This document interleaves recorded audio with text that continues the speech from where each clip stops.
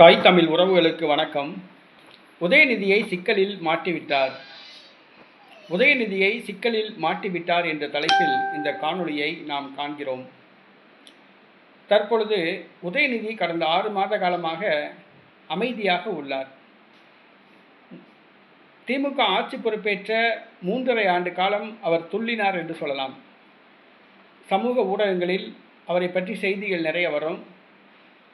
தமிழ்நாட்டில் உள்ள அனைத்து கட்சி தலைவர்களையும் நக்கல் பண்ணுவார், கேலி கிண்டல் பண்ணுவார், ஏதாவது ஒன்று உரசல் கொடுத்து கொண்டே இருப்பார். ஆனால் கடந்த 6 மாத காலமாக உதயநிதி அமைதியாக உள்ளார். அவரை பற்றிய செய்திகள் வருவதில்லை. சட்டசபையில் கூட அவருடைய துறை மசோதாவை அவர் தாக்கல் செய்யவில்லை. சட்டசபை விவாதங்களிலும் அவர் ஈடுபாடு காட்டாமல் இருந்தார்.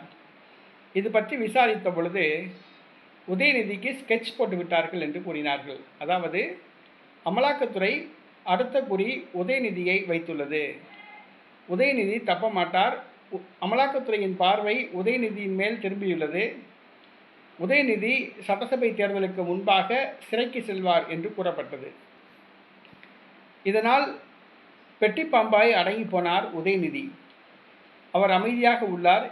வாய் திறப்பதில்லை, பத்திரிகையாளர்களை சந்திப்பதில்லை, எந்த அரசியல் தலைவர்களையும் நக்கல் நையாண்டி பண்ணுவது கிடையாது.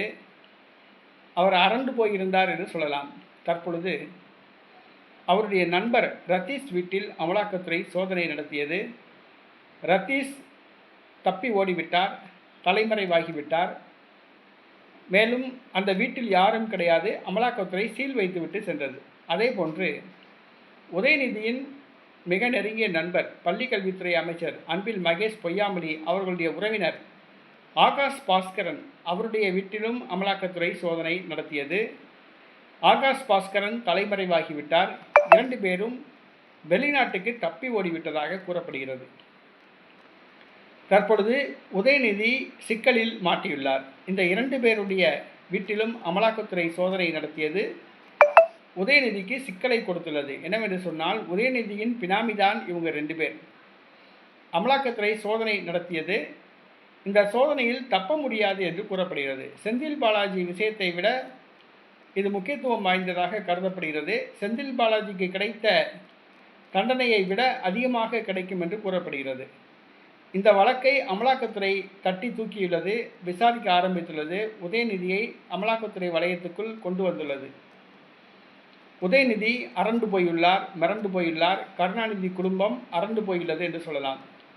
இதற்கு காரணம் என்னவென்று சொன்னால், இந்த உதயநிதியை பற்றிய விஷயங்கள் எல்லாம் யார் போட்டு கொடுத்தது என்று சொன்னால் வேறு யாரும் அல்ல, அது கருணாநிதி குடும்பத்தை சார்ந்தவர் தான் உதயநிதியை போட்டு கொடுத்துள்ளார். அவர் வேறு யாரும் அல்ல, உதயநிதியின் அத்தை கனிமொழிதான் என்று கூறப்படுகிறது. கருணாநிதி குடும்பத்துக்குள் கட்சி சண்டை, வாரிசு சண்டை நடைபெறுகிறது. கருணாநிதியின் 2வது மனைவி மகன் மு.க. ஸ்டாலின் அனைவரையும் ஓரங்கட்டிவிட்டு திமுக தலைவராகிவிட்டார். அவர் உடன் பிறந்த சகோதரரான மு.க. அழகிரி குடும்பத்தை கூட ஓரங்கட்டிவிட்டார். அவருடைய தகப்பனாரின் சிற்றன்னையான 3வது மனைவியான ராசாத்தி மகள் கனிமொழியை இவர் தங்கையாக ஏற்கவில்லை. ஆனால் திமுகவில் கருணாநிதி இருக்கும் பொழுதே கனிமொழியை கட்சியில் வளர்த்து விட்டார். இனிமேல் ஒன்றும் செய்ய முடியாது. மு.க. ஸ்டாலினுக்கு பிறகு யார் கட்சிக்கு தலைமை தாங்குவது என்ற போட்டி இப்பொழுது எழுந்துள்ளது. இதில் உதயநிதிக்கும் கனிமொழிக்கும் பனிப்போர் நடைபெறுகிறது. கனிமொழியை டெல்லிக்கு அனுப்பிவிட்டார்கள். தமிழகம் பக்கம் வரக்கூடாது என்று சொல்லிவிட்டதாக கூறப்படுகிறது. ஆனால் கனிமொழி வருகிற சட்டசபை தேர்தலில் ஸ்ரீவைகுண்டம் தொகுதியில் போட்டியிட்டு மாநில அரசியலில் களமிறங்க முடிவு செய்துள்ளார். இவர் மாநில அரசியலில் களமிறங்கினால் உதயநிதியின் வருங்கால அரசியலுக்கு மிகப்பெரிய ஒரு பாதிப்பு. உதயநிதியின் அரசியல் எதிர்காலம் பாதிக்கும். ஆகவே 2 பேர்த்துக்கும் பிரச்சனை ஏற்பட்டது. கனிமொழி டெல்லிக்கு அனுப்பப்பட்டார். தமிழக அரசியலில் களமிறங்கக்கூடாது என்று உத்தரவு பிறப்பிக்கப்பட்டது. ஆனால் கனிமொழி டெல்லியில் உள்ள அரசியல் தலைவர்களை சந்தித்து அவர்களுடைய நம்பிக்கைக்குரியவராக மாறிவிட்டார்.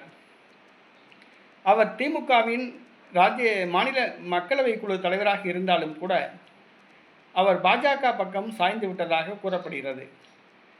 அவர் மறைமுகமாக பாஜக தலைவர்களுடன் ரகசிய பேச்சுவார்த்தை நடத்துவதாக கூறப்பட்டது. உதயநிதியை அரசியலில் தட்டி வைக்க வேண்டும் என்று பாஜகவிடம் கேட்டுக்கொண்டதாகவும், கனிமொழியின் ஆலோசனையை ஏற்று கனிமொழியை சொன்னதை வைத்துதான் அமலாக்கத்துறை உதயநிதி வீட்டில் நண்பர்கள் வீட்டில் அமலாக்கத்துறை சோதனை நடத்தியதாகவும் கூறப்படுகிறது. உதயநிதி இந்த சிக்கலில் மாட்டியதற்கு முழு காரணம் கனிமொழி என்று கூறப்படுகிறது. மு.க.ஸ்டாலின் மனம் நொந்து போயுள்ளார். தன்னுடைய மகன் அமலாக்கத்துறை வளையத்திற்குள் கொண்டு வரப்பட்டுள்ளார். இதற்கு முதல் காரணம் கனிமொழிதான் என்பது மு.க.ஸ்டாலினுக்கு மிகப்பெரிய அதிர்ச்சியாக உள்ளது. சட்டசபை தேர்தலுக்கு இன்னும் 10 மாத காலம்தான் உள்ளது. இன்னும் கருணாநிதி குடும்பத்தில் குடும்ப சண்டை விஸ்வரூபம் எடுக்கும் என்று கூறுகிறார்கள்.